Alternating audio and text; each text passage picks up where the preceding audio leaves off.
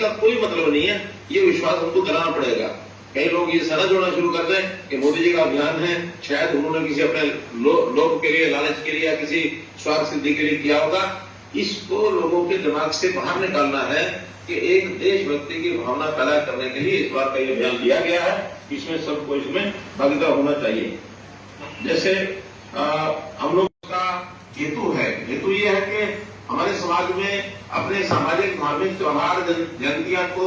बहुत प्रकार से मनाई जाती है, लेकिन देश के साथ जो हमारे राष्ट्रीय उत्सव होते हैं, राष्ट्रीय उत्सवों के साथ जनता को जोड़ना, खास करके जैसे 15 अगस्त का ये अभियान आ रहा है, इसके बाद 26 जनवरी का आएगा। इस प्रकार के अभियानों के साथ जब जनता को जोड़ेंगे तो जनता में स्वाभाविक एक अपनी आजादी के प्रति जो भाव है, खुशी का भाव, उल्लास का भाव, तो ये सारा आना चाहिए। और हम लोग आके बहुत यानी जिसको कहना चाहिए बड़े बलिदान देकर के हमने आजादी प्राप्त की है, कोई कुछ दिनों में नहीं आई है, कुछ लोगों को प्रयत्न से नहीं आई है, हजारों लाखों लोगों ने और इसके लिए प्रयत्न किया और हजारों वर्ष लग गए इस दिन को देखने के लिए, कई पीढ़ियां, और वो जो तरस गई बाद में जब हमको आजादी मिली है। तो मैं ये तो नहीं कहूंगा कि इससे पहले क्या हुआ क्या नहीं हुआ, लेकिन ये बात तथ्य है कि अभी तक देश की आजादी के प्रति जनता के मन में जिस प्रकार का उल्लास आना चाहिए उसमें अभी कमी है। तो निश्चित रूप से देश के प्रधानमंत्री जी ने सोचा होगा कि आम जनता को भी देश की आजादी के अवसर पर देशभक्ति के साथ जोड़ा जाए। 76 साल पूरे होने जा रहे हैं, एक अवसर है। इस बार अमृत महोत्सव मनाने की जो बात कही गई है उसका हेतु यही है कि सारे देश में सरकार भी करे,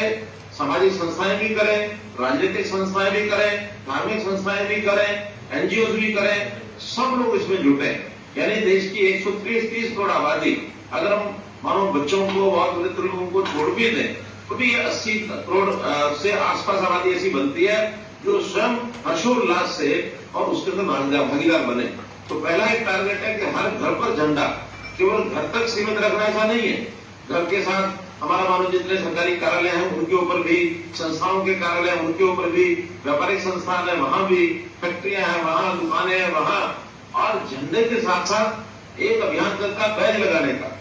यानी जैसे छोटा बैज होता है वो भी हम बाजार से मिल जाते हैं, उपयोग कराएं और लोगों को उत्साहित करें कि इस प्रकार के बैज, कहीं किसी को जेब पर लगाना है, कहीं किसी को कंधे पर लगाना है। नहीं तो जैसे तिरंगा झंडे का एक कागज की भी छोटी झंडी लगती है, वो आर्मी के लोग तो बहुत लगाते हैं। तो ऐसा करके कोई भी अभियान उस दिन गाड़ियों के ऊपर भी झंडे लगने चाहिए। उस दिन यानी पूरा सप्ताह भर ये देखना चाहिए, 13 तारीख से लेकर के और